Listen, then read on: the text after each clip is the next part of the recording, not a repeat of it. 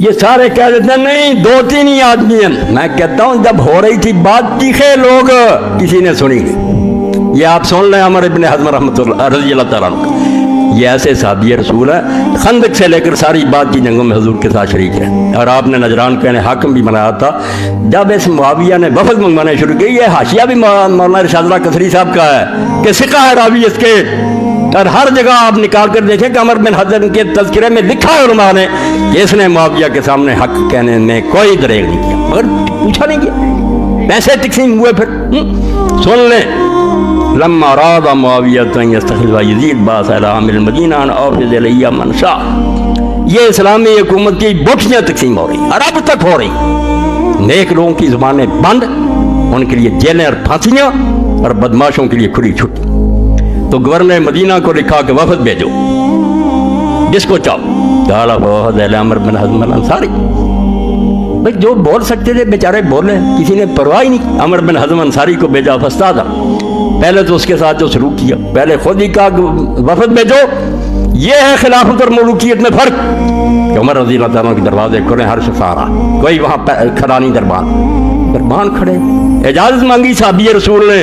فجا حاجب معاویہ سادن فقال هذا عمر قد جاء یستاد.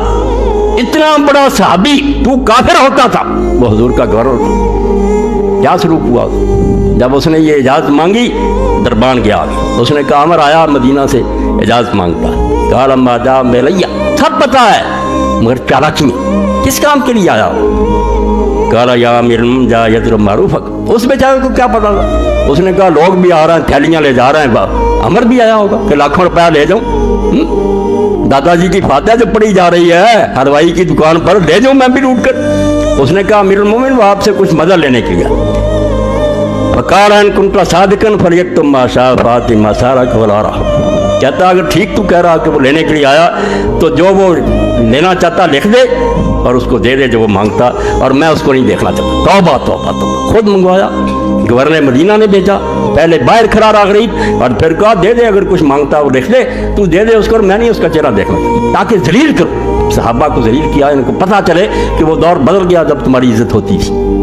اور آپ یقین جانیں رسول اللہ جب مسجد میں آئے تھے, بخاری یہ صحابہ انصار رو رہے تھے بیماری میں, تو حضور نے اس وقت فرمایا کہ تم کیوں روتے, وقت آئے گا کہ اثرت نہ لگے, تمہارا حق مار لیا جائے گا انصار کا, تم کو بالکل یہ حکمران نظر انداز کر دیں گے, ظلم ہوگا.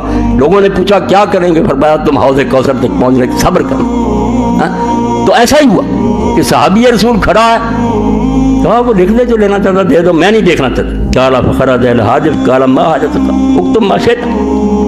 اس نے دربان میں جا کر کہا کہ جو آپ چاہتے ہیں لکھ دیں, بس میں پہنچا دیتا ہوں. قال سبحان اللہ. اس نے کہا اللہ رحم فرمایا جی میرا باب امیر المومنین, میں مدینہ سے چل کر آیا اور مجھے وہ ملنا بھی نہیں چاہتا, اور دروازے پر مجھے روک لیا. احب ان القاف اکلمہ, میں چاہتا ہوں کہ اس سے ملوں اور اس سے کچھ باتیں کروں, کام نہیں مجھے. فقال معاویہ للحاجب اے دو یوم قضا و قضا صلی اللہ علیہ وسلم. اس دن بھی نہیں ملنے دیا. یہ سمجھ لیں خلافت اور ملوکیت کا فرق. یہ تخت نہیں ہوتا, امیر المومنین مسجد میں لوگ اس کا گریبان پکڑ لیتے ہیں کہ بتاؤ کیوں. بادشاہ محلوں میں بیٹھے, کہا اس سے وعدہ کر دو کہ فلاں فلاں دن جب میں نماز فجر پڑھوں گا تاج. فلما صلی معاویہ الغداۃ امر بسرین فجعل فی ایوان اللہ. نماز فجر ایک دن پڑھی, اپنے محل میں حکم دیا کہ تخت بچھا دیا جائے. ثم اخرج الناس, پھر لوگوں کو نکال دیا. فلم یکن عند وحد اللہ کرسی, وہاں کوئی اور چیز باقی نہیں تھی, نہ کوئی آدمی رہنے دیا, ایک کرسی تھی وہ ذیل عمر, وہ عمر کے لیے رکھی گئی. وجاء عمر فاستاذن فاذن اللہ. حضرت عمر آئے, اجازت مانگی, اجازت دے دی, صلی اللہ علیہ وسلم کیا. ثم جلس علی الکرسی, کرسی پر بیٹھ. وقال معاویہ حاجتک, کام یہ چل رہا تھا کہ بیعت کی نا, باتیں کرو, کو لینا ہے تو لے لو, پیسہ لو. کہا کیا چاہتے ہو؟ قال فحمد اللہ وثنا. اس نے اللہ کی تعریف کی اور ثنا کی. یہ جنازہ ہے اسلام کا جس پر میں رو رہا ہوں. بس اس وقت سے ہم نمازیں پڑھ رہے ہیں, نمازیں آپ فکر نہ کریں, سکھ بھی آ جائیں گے نا, چلتی رہیں گی, انہیں کیا تکلیف ہے نماز, وہ کہیں گے اور مسلح گھساؤ, بس حکومت ہمیں کرنے. خطرہ جو انہیں ظالموں کو یہ ہے. ثم قال الامری لقد اصبح یزید بن معاویہ واسط الحسب فی قریش غنی عن المال غنی عن کل خیر. اس نے کہا معاویہ سن, حمد و ثنا کے بعد, کہ یزید کو اب کسی شے کی کمی نہیں. قریش میں سے اچھے خاندان سے، مال بھی اس کے پاس اب لاکھوں کروڑوں اربوں ہیں، خزانے جمع ہو گئے، کسی قسم کی محتاجی نہیں۔ ہاں خیر کا تو ہر شخص محتاج ہے۔ وَإِنِّي سَمِعْتُ رَسُولَ اللَّهِ صلی اللہ علیہ وسلم يَقُولُ، میں مدینے سے آیا ہوں تجھے حضور کی ایک بات سنانے۔ اللہ، میں نے اپنے کانوں سے حضور سے سنا، ان اللہ لم یسترع عبدا رعیۃ الا وهو سائل عنہ یوم القیامہ کیف صنع فیہ۔ یہ بیچارے یہی کر سکتے، ورنہ 20 سال میں تو لوگ پھانسیوں پر لٹک گئے، کون بول سکتا تھا؟ فرمایا میں اس لیے آیا ہوں کہ رسول اللہ سے میں نے سنا ہے کہ اللہ جب کسی بندے کو رعیت دیتا ہے، حاکم بناتا، رعیت اس کے پاس ہوتی ہے، تو وہ دن قیامت کے اس سے پوچھے گا کہ تو نے رعیت کے ساتھ کیا برتاؤ۔ یہ تخت نہیں ہے، اللہ کو جواب دینا ہے۔ وَإِنِّي أُذَكِّرُكَ اللَّهَ يَا مُعَاوِيَةَ فِي أُمَّةِ محمد صلی اللہ علیہ وسلم بِمَن تَسْتَخْلِفُ رہا، جس کو تو خلیفہ بنا کر جا رہا نا، اس کا حال ہم سے زیادہ تو جانتا ہے کہ وہ کیسا ہے، تو میں تجھے اللہ کا خوف دلاتا ہوں، اللہ سے ڈر جا کہ جب تجھے اللہ پوچھے گا کہ امت محمدیہ سے تو نے کیا برتاؤ کیا، کہ سعد بن نبی وقاص فاتح عراق، یہ ظالم صحابہ کرتے ہیں، وہ اشرا مبشرہ میں سے زندہ تھا سعد بن نبی وقاص، عراق فتح کیا تو اس نے اگر دین کی خیر خواہی ہو اس کو خلیفہ بنا دیا۔ چلو ہم کہتے اختلاف مکا ہے، یہ چھوکرا رہ گیا تھا جس کی 40 سال عمر بھی نہیں تھی، صحابی نہیں تھا، حضرت عثمان کے دور میں پیدا ہوا، تو انہوں نے کہا میں تجھے اذکرکم اللہ، اس سے بڑی بات اس دین میں کوئی نہیں ہوتی عربی۔ حضور نے بھی اہل بیت کے بارے میں خطبہ غدیر میں کہا اذکرکم اللہ فی اہل بیتی اذکرکم اللہ، بس خیال کرو کہ ایک دن اللہ کے سامنے بھی جانا ہے، میرے گھر والوں سے بعد میں جو سلوک کرو گے، جو جواب دینا اللہ کے پاس وہ تیار رکھنا۔ حضور نے 3 بار یہ کہا، یہی انہوں نے کہا کہ میں امت محمد سے جو تو سلوک کر رہا کیسے نہ رہ کے سپرد کر رہا، اس کے بارے میں تجھے اللہ کا خوف دلاتا ہوں، ڈر جا تیری موت کا وقت ہے۔ قال فاخذ معاویہ ربوا ونفسی غرات قر، کیا حال ہوا پھر؟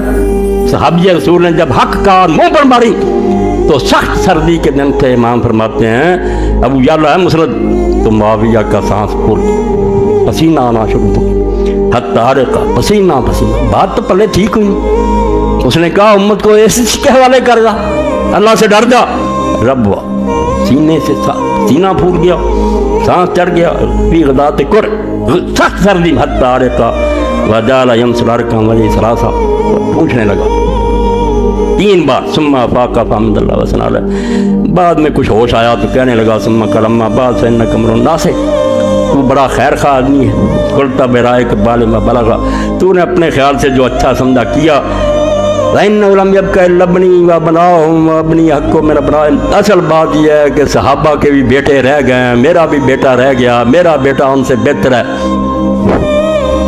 یہ چھوڑ باتیں، ختم قصہ حاجت، کوئی مانگ جو مانگنا چاہتا، توبہ، یہ کہتا ہوں رشوت اور خواہ کہ پکڑ۔ قال مالی حد، اس نے کہا مجھے کوئی کام نہیں، وہ تو نیک آدمی تھا، میں نہیں کوئی لینے آیا، نہ مجھے ضرورت، مگر سارے ایسے نہیں ہوتے، دیکھو بھائی بک جاتے ہیں، میں چیخ رہا ہوں ساری مسجد بکی ہوتی ہے، حضرت مسلم کے پیچھے سارے بھاگ گئے۔ قال ثم قال الاخو انما جئنا من المدینہ نظر بکبادا من اجل کلمات، اب بھائی کہنے لگا عمر چھوڑ یار، ہم مدینہ سے اونٹوں کے جگر جو مار کر آئے، اتنا سفر کیا، اونٹوں کو بھوکا مارا، یہ چند باتیں سنانے کے لیے آئے تھے، تو باتیں سناتا پھرتا، وہ لینے دے کچھ۔ بھائی ڈک گیا، اس نے کہا عمر ہم باتوں کے لیے اتنا لمبا سفر کر کے باتیں نہیں چاہیے۔ قال اما جئت الا لکلمات، آپ نے فرمایا میں تو آیا ہوں بھائی باتوں کے لیے، میں نہیں کوئی لینے کے لیے آیا، میرا کام تھا حق کہوں وہ کہہ دیا۔ قال فامر لهم بجوائز، معاویہ رضی اللہ عنہ نے کہا دے دو جائز، کروڑوں کی تھیلیاں بنا کر دے دو۔ قال وخرج الامر مثله، اور عمر کے لیے بھی ایسی تھیلی نکلی، اس کو بھی نہیں چھوڑا، دیا اس کو بھی، اگر جب وہ بیچارہ حق کہہ کر چلا گیا مگر تھیلی اس کو بھی مل گئی۔ یہ بھائی وہ روایتیں ہیں، یہ 7138 نمبر ہے اس کا، 6ٹھی جلد ہے مسند ابی یعلا کی، اور مولانا ہی لکھتے ہیں کہ رجال اس کا بالکل راوی سے کم۔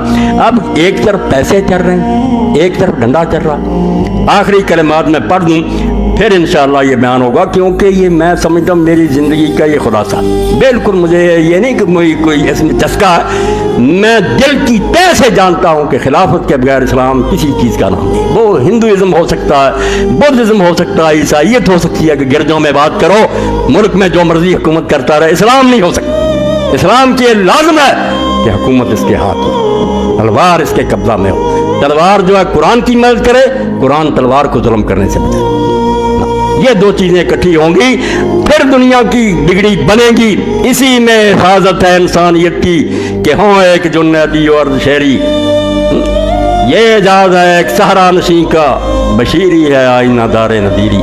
اللہ کے رسول نے ایسا نظام دیا کہ ایک طرف تو امیر المومنین بشارتیں دے رہا کہ جو نیک لوگ ہوں گے ان کے لیے یہ انعامات، مگر ساتھ ہی نذیر بھی جو نہیں ٹھیک ہوں گے ان کا علاج اس طرح سے ہوگا. یک وقت بشیر اور نذیر ہوتی ہے اسلامی حکومت، یہ ہے صحیح. مگر جب سے یہ الگ الگ ہوئے ہیں، جس کو یہ کہہ رہے ہیں ایسا ہی کرو ممبروں پر، نہیں سیاسی بات نہیں کریں تو ٹھیک ہے. وہی دین و دولت میں جس طرح زدائی، حوث کی امیری حوث کی وزیری.